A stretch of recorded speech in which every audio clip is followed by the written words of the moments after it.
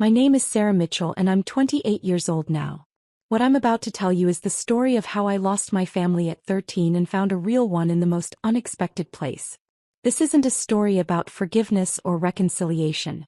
This is about justice, consequences, and the difference between people who call themselves parents and people who actually earn that title.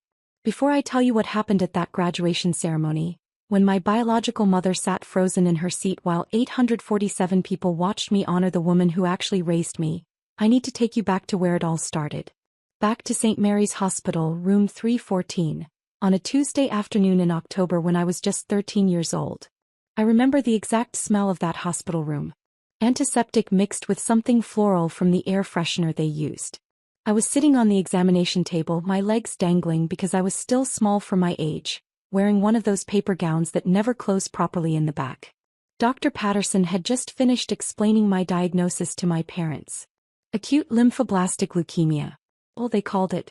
The most common type of childhood cancer, he said, but also one of the most treatable. With aggressive chemotherapy, my survival rate was around 85 to 90%. Good odds, he kept saying. Really good odds. My mother, Linda, sat in the plastic chair by the window, staring at a spot on the wall. My father, Robert, stood with his arms crossed, his face getting redder by the minute. My older sister, Jessica, 16 at the time, was texting on her phone, barely paying attention. The treatment protocol will be intensive, Dr. Patterson continued, pulling up charts on his tablet. We're looking at approximately 2 to 3 years of chemotherapy. The first phase is induction therapy, which lasts about a month. Sarah will need to be hospitalized for most of that time. Then we move to consolidation and maintenance phases, which can be done outpatient but will require frequent hospital visits. How much? That was the first thing my father said. Not, is she going to be okay? Or, what can we do to help? Just, how much? Dr. Patterson cleared his throat. With your insurance, you'll be responsible for roughly 20% of the costs. Over the full treatment course, that could be anywhere from $60,000 to $100,000 out of pocket. But we have financial assistance programs, payment plans. My father's laugh was harsh and cold. You're telling me we have to pay $100,000 because she got sick? Robert, my mother said quietly, but she didn't look at me. She still hadn't looked at me since the diagnosis. Sir, I understand this is overwhelming, Dr. Patterson said. But Sarah's prognosis is excellent. With treatment, she has every chance of beating this and living a completely normal life. Jessica is applying to colleges next year, my father said as if the doctor hadn't spoken. Yale. Princeton. She got a 1520 on her SAT. We've been saving for her education since she was born. The room went silent. Dr. Patterson looked between my parents and me, clearly uncomfortable. Perhaps we should discuss this privately? Sarah doesn't need to. Sarah needs to understand reality. My father cut him off. He finally looked at me and there was nothing in his eyes. No love. No concern. Just cold calculation. We have $180,000 in the college fund. That's for your sister's education. Her future. We're not throwing that away on medical bills. I felt something crack inside my chest and it had nothing to do with the cancer. There are other options, Dr. Patterson said, his voice strained. State programs, charity care, Medicaid. We're not taking charity, my mother spoke up suddenly, some spark of pride finally animating her face. What would people think? Then what are you suggesting? Dr. Patterson asked, and I could hear the disbelief creeping into his professional demeanor. My father looked at me for a long moment. She's 13. She can be emancipated. Become a ward of the state. Then she qualifies for full Medicaid coverage and it doesn't touch our finances. The words didn't make sense at first. I kept waiting for him to say he was kidding, that he was just stressed and didn't mean it. But he stood there, arms still crossed, face set in determination. You cannot be serious, Dr. Patterson said. We have another child to think about, my mother said, and her voice was defensive now, like she was the victim in this situation. Jessica has a future. She's going to do great things. We can't let, she gestured vaguely in my direction, this destroy everything we've built. Mom. My voice came out small, childish. I'm scared. She looked at me then, finally. You'll be fine, Sarah. The doctor said the survival rate is good. You'll get treated, you'll get better, and when you're 18 you can figure out your own life. But we can't sacrifice Jessica's future for this. I'm your daughter, I whispered. And so is Jessica, my father snapped. And she actually has potential. He's going to be a doctor or a lawyer. He's brilliant. He paused, looking me up and down. You've always been average. Average grades, average everything. We're not destroying a promising future for an average one. If you're enjoying this story, please hit that like button. But only if you're genuinely connecting with this story. I create this content to share real experiences, and your support helps me continue. Dr. Patterson stood up abruptly. I'm going to ask you to leave my office while I speak with Sarah privately. We're her parents, my mother started. Leave. Now. Dr. Patterson's voice had gone cold and hard. Or I will call security and social services. They left. Jessica followed without even glancing at me, still on her phone. The door clicked shut behind them and suddenly I couldn't breathe. The full weight of what had just happened crashed over me and I started sobbing, huge gasping sobs that made my whole body shake. Dr. Patterson pulled his chair close and waited until I could breathe again. Sarah, I need you to listen to me very carefully. What your parents just said, that's not okay. That's not legal and it's not happening. I'm calling social services right now. You're not leaving this hospital without a plan in place that puts you first. Do you understand? I nodded, wiping my face with the scratchy hospital tissues. You have cancer. That's scary and it's going to be hard. But you're going to beat this and you're going to do it surrounded by people who actually care about you. I promise you that. He kept his promise. Within an hour, a social worker named Margaret was in the room. Within 2 hours, they'd moved me to a pediatric oncology room and officially admitted me for treatment. And within 3 hours, my parents had signed emergency temporary custody papers, effectively abandoning me to the state. They didn't even say goodbye. That first night in the pediatric oncology ward was the darkest of my life. I lay in that hospital bed, hooked up to N4, surrounded by machines that beeped and hummed, and I felt more alone than I'd ever imagined possible. I wasn't scared of the cancer anymore. I was scared that no one would care if I lived or died. Then Rachel walked in for the night shift. Rachel Torres was 34 years old, a pediatric oncology nurse who'd been working at St. Mary's for 8 years. She had dark curly hair pulled back in a practical ponytail, warm brown eyes, and a smile that actually reached those eyes. She wasn't beautiful in a conventional way, but there was something about her presence that made you feel safe. Hey there, Sarah, she said, checking my chart. I'm Rachel and I'm going to be your night nurse. How are you feeling? Terrible, I said honestly. She pulled up a chair and sat down, giving me her full attention. Yeah, I heard what happened with your parents. There aren't really words for how messed up that is. I started crying again. I seemed to do nothing but cry that day. Rachel didn't tell me to stop or that everything would be okay. She just handed me tissues and waited. When I finally calmed down, she said, I'm not going to lie to you, Sarah. The next few years are going to be hard. Cancer treatment is rough. But you know what? You're tougher than cancer. You're tougher than parents who don't deserve you. And you're not alone. I'm going to be here every step of the way. You don't even know me, I said. Not yet. But I'm going to. And I have a feeling you're pretty remarkable. That night, after she'd finished her rounds, Rachel came back to my room with a deck of cards. We played Go Fish until 2 a.m. and she told me about her life. She was divorced, no kids of her own, had always wanted to be a mother but it hadn't worked out. She lived in a small house 15 minutes from the hospital, had a cat named Pancake, and was obsessed with murder mystery podcasts. Why nursing? I asked at one point. My little brother had leukemia when I was 18, she said quietly. He beat it. He's 28 now, married, has a kid. But I remember what it was like watching him go through treatment. I remember the nurses who made a difference and the ones who were just doing a job. I wanted to be the kind who makes a difference.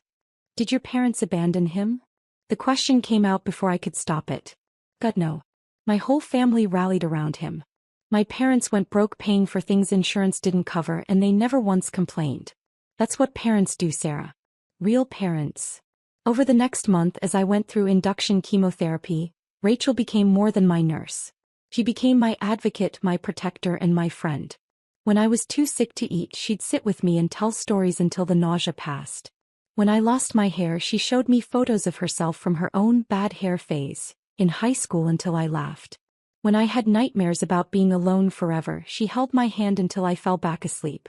My parents didn't visit. Not once. My caseworker, Margaret, said they'd signed full surrender papers, giving up all parental rights. Jessica was busy with SAT prep and college applications. I was truly on my own. Except I wasn't. Because Rachel was there. On day 28 of my hospital stay, when the induction phase was complete and I was in remission, Dr. Patterson came in with good news. You're responding beautifully to treatment, Sarah. We can move to outpatient care now. You'll need to come in regularly for chemo, but you won't have to live here. Where will she go? Rachel asked immediately. She was technically off duty but had stayed late as she often did. Foster care, Margaret said. She was there too, always coordinating my placement. I have a family lined up. They're experienced with medical needs. I want to take her. Everyone looked at Rachel. I want to foster her. I'm already approved. I did the training 2 years ago but never had a placement. I can do this. I want to do this. Margaret and Dr. Patterson exchanged glances. Rachel, this is a long-term commitment. 2 more years of intensive treatment, then years of monitoring.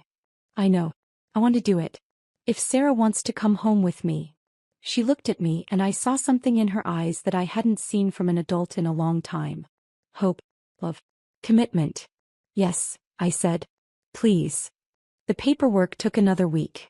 During that time, Rachel brought photos of her house, talked about the room that would be mine, asked about my preferences for paint colors and decorations.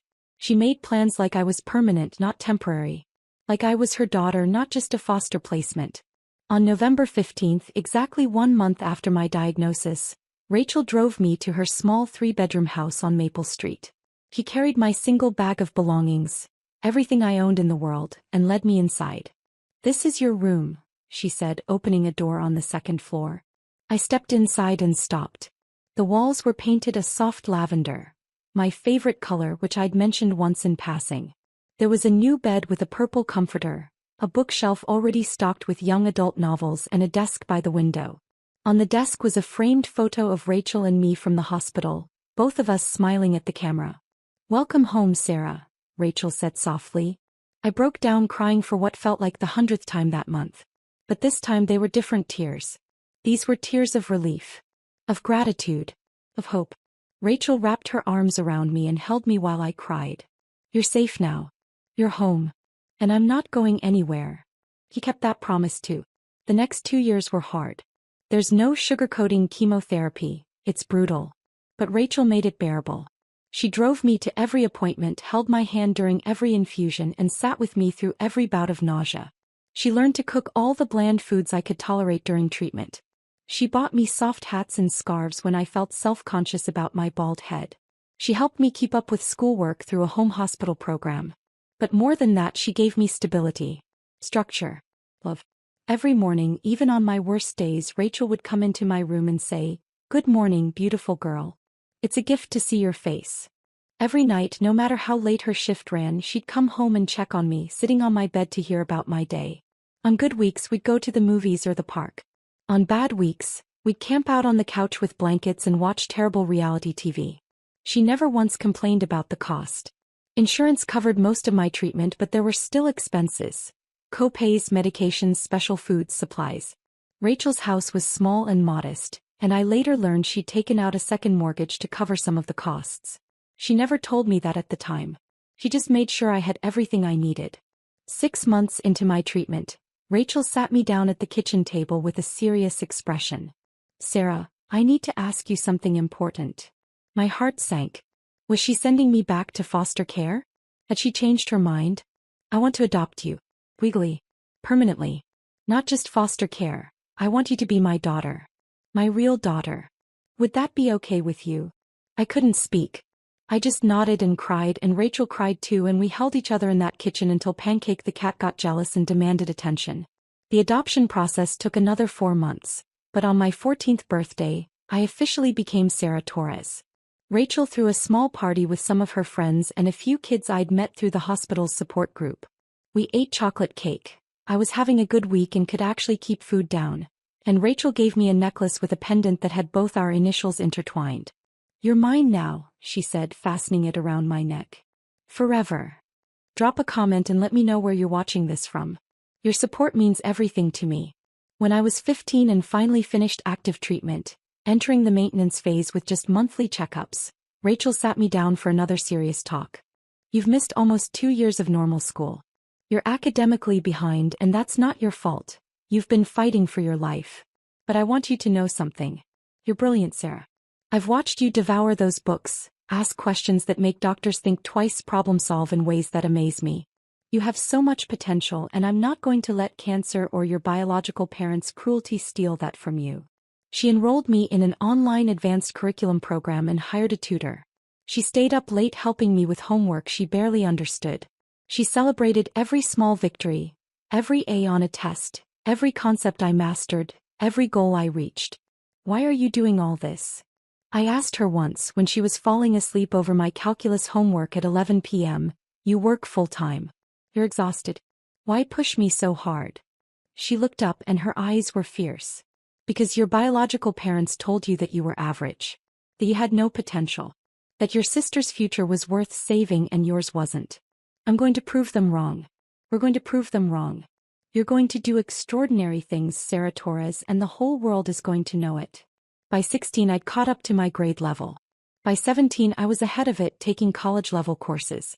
Rachel's house was always filled with books, study materials, and the smell of coffee as we worked side by side. Her on nursing journals, me on AP homework. But it wasn't all academics. Rachel made sure I had a life too. She took me to concerts, museums, and plays.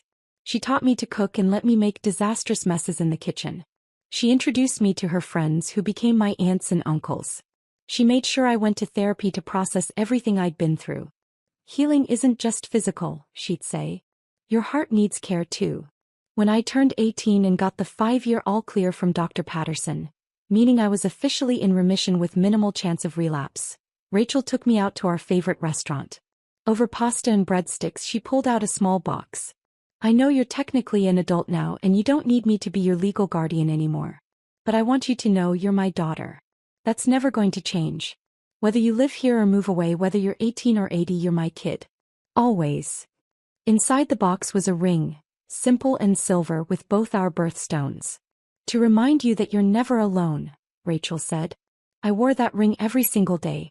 During my senior year of high school, Rachel and I started talking seriously about college.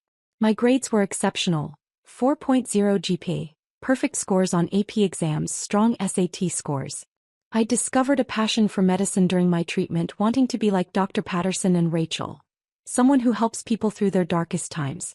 I want to apply to Johns Hopkins, I told Rachel one evening. Their pre-med program is one of the best in the country and their medical school. It's a dream. Johns Hopkins was also obscenely expensive. Even with financial aid it would be a stretch. Rachel didn't hesitate. Then that's where you're applying. We'll figure out the money. You apply to Hopkins and you're going to get in. He was right. In March of my senior year I got my acceptance letter from Johns Hopkins University with a substantial scholarship. Between the scholarship, grants, and federal loans, the cost was manageable. Rachel insisted on covering my living expenses. You focus on school, she said. I've got this. But. No buts. You're going to be a doctor. You're going to save lives. You're going to be extraordinary. That's worth every penny. I cried when I opened that acceptance letter and Rachel cried with me. We'd done it. Together we'd proven everyone wrong. I spent 4 years at Johns Hopkins working harder than I'd ever worked in my life. Pre-med was brutal. Organic chemistry, physics, biology, endless labs and papers and exams. I called Rachel almost every night, sometimes just to hear her voice, sometimes to cry about a bad grade or a hard day. You can do this, she'd say every single time. You're Sarah Torres. You beat cancer. You can beat anything. During my sophomore year I came home for Christmas break and noticed Rachel looked tired. Thinner. I asked if she was okay and she waved me off. Just working extra shifts to help with your expenses. I'm fine, honey. I later learned she'd been working 50 to 60-hour weeks, picking up every extra shift she could to make sure I never had to worry about money. She never once asked me to get a job or contribute. She just worked herself to exhaustion so I could focus on school. By my junior year I was at the top of my class. By senior year I was applying to medical schools and getting interviews at prestigious programs. And Johns Hopkins School of Medicine accepted me. 4 more years, I told Rachel on the phone when I got my acceptance. 4 more years and I'll be Dr. Torres.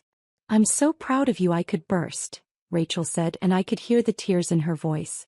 Your biological parents have no idea what they gave up. They lost me, I agreed. But I gained you. I'd say I got the better deal. Medical school was even more intense than undergrad. The coursework was relentless, the clinical rotations exhausting, the pressure enormous. But I loved it. I loved learning how the human body works, how to diagnose diseases, how to help people heal. I specialized in oncology, wanting to help kids like the one I'd been. Rachel came to every milestone. My white coat ceremony. My first day of clinical rotations. My residency match day. She was always there, always proud, always supportive. And through all of this, 13 years of school, hundreds of miles between us sometimes, countless stressful nights and difficult days, I never heard from my biological parents. Not a single call, email, or text. They'd moved on with their lives and I'd moved on with mine. Or so I thought. In April of my 4th year of medical school, I received the news that I'd been selected as valedictorian of my graduating class. Out of 120 brilliant students, I had the highest academic standing, the best clinical evaluations, and the strongest research record. I would give the student address at commencement. I called Rachel immediately. Mom, I have news. She'd started asking me to call her mom during my sophomore year of college. You are my mom, I'd said. The only one who matters. What's the news, baby? I'm valedictorian. I'm giving the speech at graduation. Rachel screamed so loud I had to pull the phone away from my ear. Then she was crying and laughing and talking so fast I could barely understand her. I'm so proud of you. So incredibly proud. Your speech is going to be amazing. You're going to change the world, Sarah. I always knew it. Graduation was scheduled for May 20th. Rachel asked for the day off from work months in advance. She bought a new dress. She invited all her friends, my aunts and uncles, the people who'd become my family. It was going to be a celebration. 2 weeks before graduation, I got an email from the university's events coordinator. Due to my status as valedictorian, I was allowed to submit additional names for reserved seating beyond the standard 2-guest allocation. I immediately added names. Rachel, of course, plus 6 of her closest friends who'd become family to me. The coordinator responded quickly. We actually have one additional request for your reserved section. Alinda and Robert Mitchell have contacted us claiming to be your parents and requesting seats. Should we add them to your list? I stared at that email for a full 5 minutes. Linda and Robert Mitchell. My biological parents. The people who'd abandoned me at 13, who'd told me I was average and not worth saving, who'd chosen my sister's college fund over my life. They wanted to come to my graduation.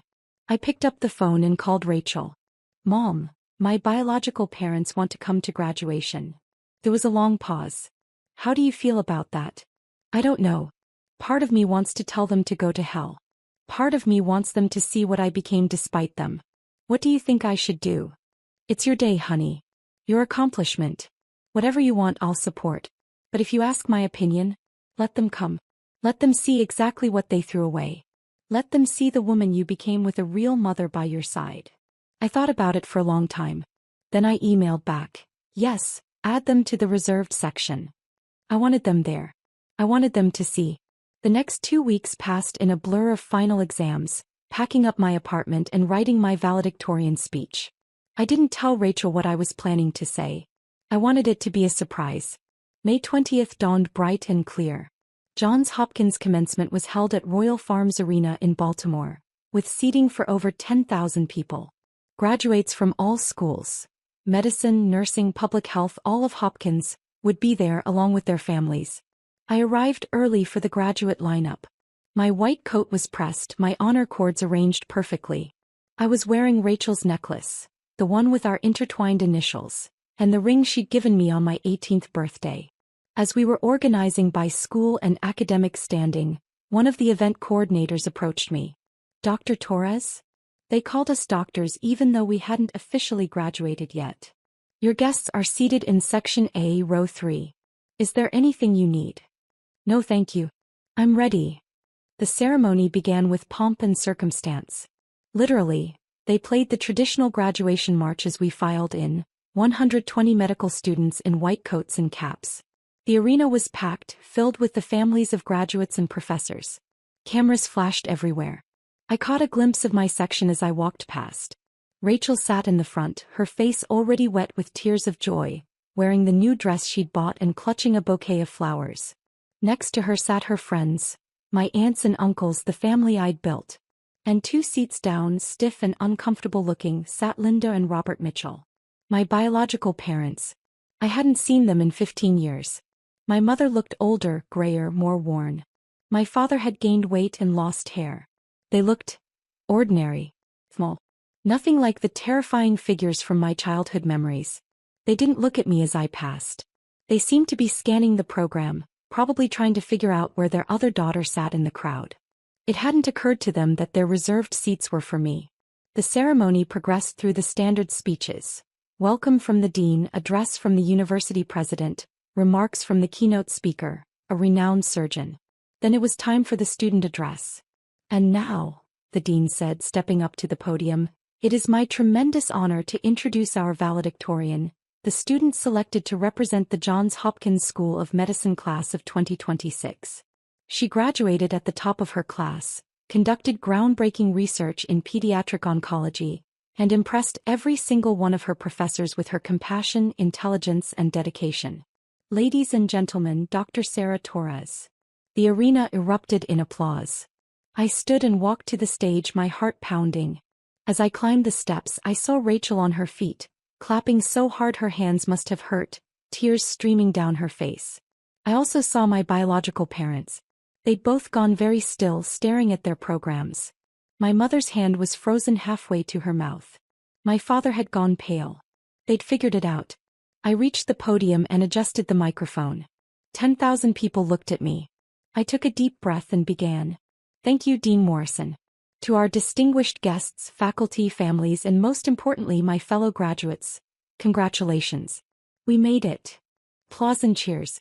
When I was 13 years old, I was diagnosed with acute lymphoblastic leukemia. I remember sitting in that hospital room, terrified, wondering if I would live or die. I remember the doctor explaining treatment options, survival rates, the long road ahead. And I remember the moment I realized I would have to walk that road alone. The arena had gone quiet. Everyone was listening. My biological parents made a choice that day. They decided that my life wasn't worth saving.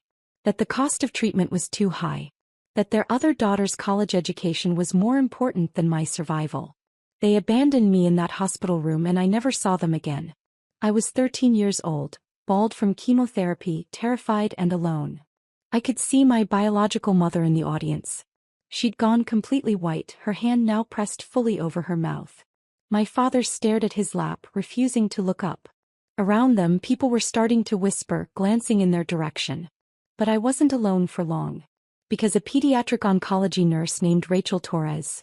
I paused, looking directly at Rachel, who was openly sobbing now. Saw a scared child who needed a family. And she didn't just treat me as her patient. She brought me into her home. She held my hand through chemotherapy. She made me laugh when I wanted to give up. She taught me that family isn't about biology. It's about showing up. It's about love. It's about believing in someone even when they don't believe in themselves. Rachel covered her face with her hands, her shoulders shaking. Rachel adopted me when I was 14. She worked double shifts to pay for my needs. She stayed up late helping me catch up on the schoolwork I'd missed. She told me I could be anything I wanted, do anything I dreamed. When I said I wanted to go to Johns Hopkins, she said, "Then that's where you're going." And here I am. The audience applauded. I waited for it to quiet. I beat cancer. I graduated high school with honors. I completed my undergraduate degree in 3 years. I excelled in medical school. I'm going to be a pediatric oncologist helping kids like the one I was. And I did all of that because one woman believed in me. One woman showed me what real love looks like. I pulled off my cap, breaking protocol, but I didn't care. This degree belongs to Rachel Torres. This accomplishment is hers as much as mine. She saved my life not just from cancer but from believing I was worthless. She taught me that I deserved to take up space in this world. That I deserved to dream big. That I deserved to be loved. I looked directly at my biological parents for the first time. My mother was crying now, but they weren't tears of joy. They were tears of realization. My father still wouldn't look up.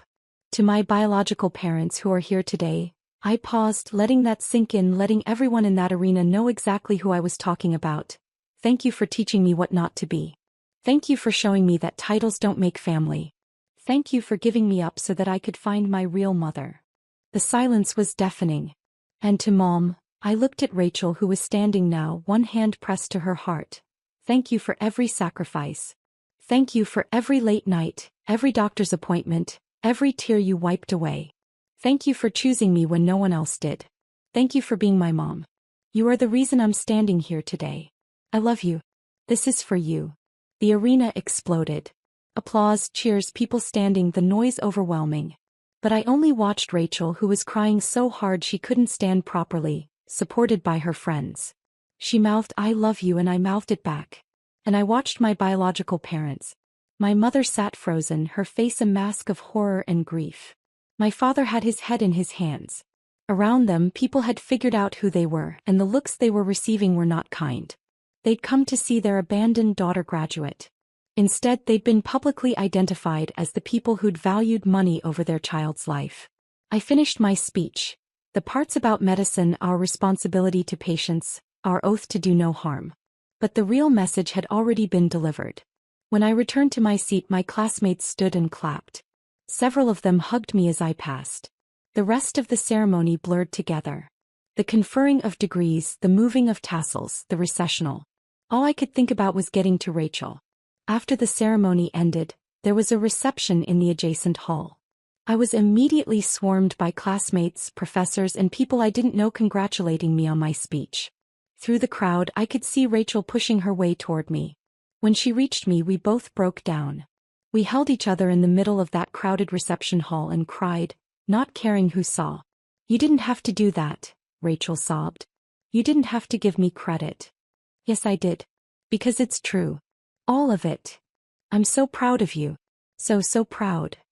We were interrupted by Dean Morrison, who wanted photos, and then by local news reporters who'd caught wind of my speech and wanted interviews. Through it all, Rachel stayed by my side, her hand in mine. I saw my biological parents once more across the hall. They were standing alone, no one approaching them, watching me from a distance. My mother looked like she wanted to come over but was too afraid. My father looked angry, his face red. They didn't approach. After about 20 minutes, they left. I found out later what happened through a series of voicemails and emails that came over the following days. Apparently, after abandoning me 15 years earlier, my parents had indeed put all their resources into Jessica's education. She'd gone to Yale, then law school. She'd gotten a high-paying job at a corporate firm. She'd met and married a wealthy investment banker. My parents had been living off the financial support Jessica provided, having spent their own savings on her education and their retirement fund on helping her buy a house. But 6 months before my graduation, Jessica's husband had been caught in an insider trading scheme. He went to prison. Jessica lost her job in the resulting scandal. Their house was seized. Jessica, now broke and disgraced, could no longer support my parents. My parents had come to my graduation hoping to reconnect. Hoping that their abandoned daughter had somehow become successful enough to help them. They'd seen my name as valedictorian and thought it was an opportunity. Instead, they got publicly shamed in front of 10,000 people. My mother's first voicemail left that night. "Sarah, it's Mom. I know what you must think of us, but we never meant. We were scared. We made a mistake. A terrible mistake. But you're doing so well now and we're so proud and we thought maybe we could. We need help. Jessica can't help us anymore and we're facing foreclosure and we thought since you're a doctor now, please call me back." I deleted it. My father's email 2 days later. "Sarah, your mother is devastated. You humiliated us in public. We made the best decision we could at the time given our circumstances. You turned out fine, so clearly we didn't ruin your life like you claimed. We're your parents. You owe us at least a conversation. Call us." I didn't respond. Over the next 2 weeks they called 47 times.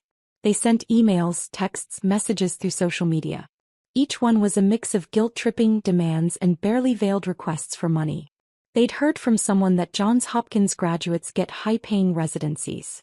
They knew I'd be making doctor money soon. They thought I could help. On the 15th day I sent one email. "You told me when I was 13 that you couldn't afford a sick child. You said Jessica had potential and I didn't. You abandoned me when I needed you most. Rachel Torres became my mother, my family, my everything. I owe you nothing. Do not contact me again. I blocked their numbers, blocked their emails, and moved on with my life. That was 3 years ago. I'm 31 now, completing my fellowship in pediatric oncology at Children's Hospital of Philadelphia. I'm exactly where I want to be, doing exactly what I'm meant to do. Rachel is still in Baltimore, still working as a nurse, though she's cut back to part-time. She visits often and I go home whenever I can. We talk every single day. She's my mom, my best friend, my hero. I heard through a mutual acquaintance, someone who knew my biological family, that my parents lost their house 2 years ago. They're living in a small apartment, surviving on Social Security.